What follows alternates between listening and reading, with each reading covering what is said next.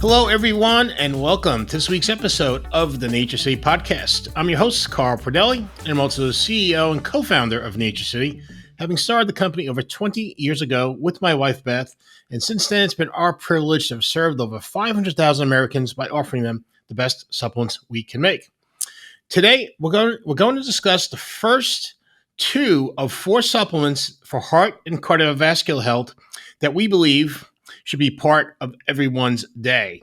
The last two I'll cover in next week's episode. You have a lot of good heart health supplement options, and I'm sure when we finish, you're probably going to say, well, what about this one or that one? And you're probably right that they're good for heart health and can be beneficial. But the four we discussed today and in the next episode are foundational to heart health and can give you the best bang for your supplement buck, in my view.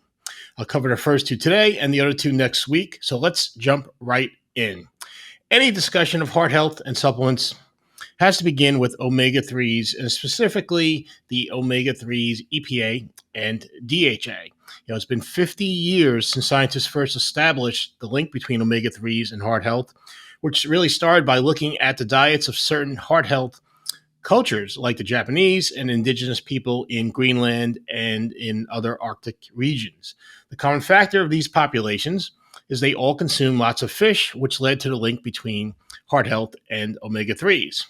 This was in the early 1970s, and since then there's been an overwhelming amount of additional research supporting this finding, and we know there now are numerous ways that omega-3s help heart health. Omega-3s can help you maintain healthy levels of triglycerides and blood pressure, and also support healthy blood flow, and also promote a healthy inflammation response as we age, which can help protect blood vessels from damage as the years go on. And there's several other mechanisms how omega-3s can help contribute to heart and cardiovascular health.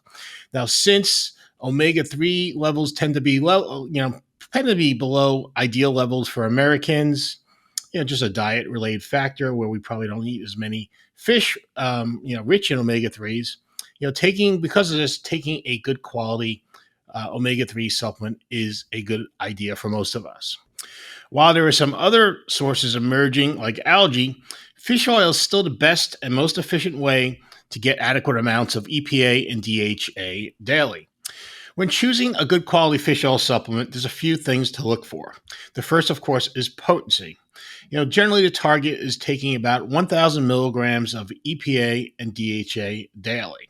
Your individual needs may be a little more, a little less, depending on personal circumstances. One of the best ways I find to monitor your needs is taking the omega-3 index test, simple blood test that'll give you a sense of, if you need more or less, or what you're doing is adequate. The second factor in fish oil supplements to look for is purity. Right? You want your fish oil to be virtually free of contaminants, heavy metals, and compounds that can cause the oil to oxidize and lose its nutritional value. When fish oil oxidizes, the EPA and DHA molecules literally crumble to where they have very little nutritional value, so you're looking to avoid that. And of course, sustainability of the fish oil and where the fish come from is also of great importance, especially when there are concerns about overfishing in some certain areas of the world. Now, you also want, and this is really, really important, you also want your fish oil supplement to have a delivery system to maximize absorption of the omega-3s into the bloodstream. And this can make a really big difference on what you get for your investment in fish oil supplements. We'll cover this more in a second, because I really think it's really, really important. We check all of these boxes with our true omega-3 fish oil supplement. The fish oil is as pure as it gets with the right potency. And not only are the fish sourced from one of the best managed fisheries in the world, the Alaskan Bering Sea, the oil is extracted from scraps left over after the fish is filleted for use in the food supply. So fish come in, they're filleted, the fillets end up in your supermarket. But all that waste, all those scraps, instead of them being thrown out or used for feed, then the oil is extracted first and used in our true omega-3 fish oil. I think this is the ultimate, really, in sustainability, given it's an upcycled ingredient made from waste. and there's no additional fish that are harvested just for use in fish oil supplements. Again, I think it's the ultimate in sustainability. As important, the special aquacell delivery system we include in True Omega 3 increases the amount of EPA and DHA in the bloodstream by up to 6 times over a period of 24 hours and virtually eliminates fishy burps and repeating, which of course are the number one complaints with taking fish oil supplements. So think about it. If you don't have this delivery system, you'll have some of the EPA and DHA be absorbed and available for your body to use. That's what we mean by bioavailability. But when we include the DHA and EPA in True Omega 3, the amount you absorb and it's available for the body increases by 6 times on average, which is pretty significant and a great way to get the best return on your investment in True Omega 3 and in fish oil supplements in general. So that's the first supplement, our first heart health supplement choice. Now on to the second supplement, which is the active form of CoQ10 known as ubiquinol. Ubiquinol is the only fat-soluble antioxidant that the body produces. So that alone tells you it must be pretty important to our health.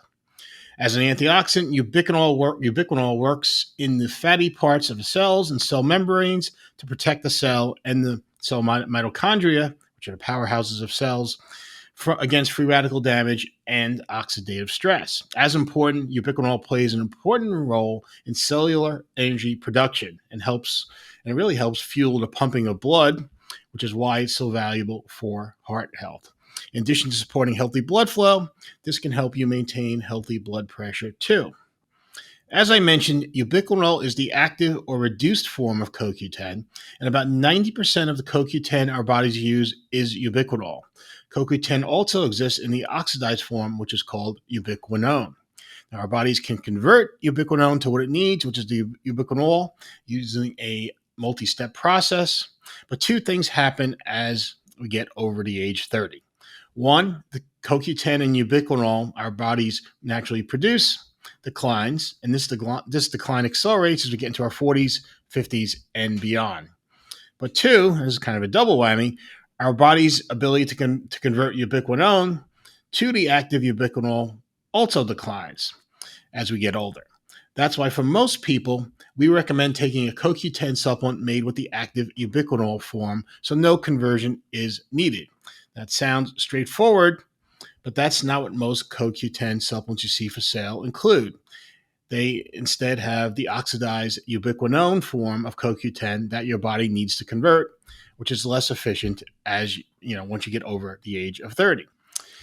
In our True CoQ10 product, NatureCity pairs the premier source of ubiquinol, which is called Kanaka QH, with a special delivery system that's designed to enhance the amount of ubiquinol that gets into the bloodstream, similar to what we do in True Omega 3, and that's important, helps keep the ubiquinol stable in the bottle so it doesn't oxidize. In a published study, this same ubiquinol formulation that we use and you get in True CoQ10 was found to be 4.3 times better at increasing blood levels of ubiquinol and total CoQ10 compared to a regular CoQ10 supplement. And this is, of course, on average. And the participants in the study were middle-aged folks who were taking a single 100 milligram serving. Now, the stabilization part of the system is also important to ensure the CoQ10 is still in the active form when you swallow the soft gel. If it oxidizes to ubiquinone, well, that defeats the purpose, right? And with True CoQ10, we took an extra precaution to ensure this doesn't happen. Ubiquinol is a very unstable molecule, which is another reason why people like to use ubiquinone. So taking this extra precaution to make sure when you take the product, it's still ubiquinol was something we thought very important. So how much True CoQ10 should you take? In general, to bring your CoQ10 and ubiquinol levels to an optimal range, the maker of Kanaka QH recommends you take 200 milligrams a day for the first 2 weeks, and thereafter 50 milligrams to 100 milligrams daily is typically a good maintenance dose. Now, if you feel taking a higher amount is better for you, by all means, you can continue with the increased dosage. We offer True CoQ10 in 2 serving sizes. You get it 50 milligrams or 100 milligram soft gels, with one soft gel being a full serving. So that's part one of our supplement series on heart health and cardiovascular supplements. Check out True Omega 3 and True CoQ10 at NatureCity.com, and be sure to tune in next week to hear about our other two must have heart health supplements. Please subscribe to our YouTube channel to see future episodes, or you can listen to us on your favorite streaming service. We're on Spotify and Apple Podcasts. This is Carl Pordelli, and I'll see you next week.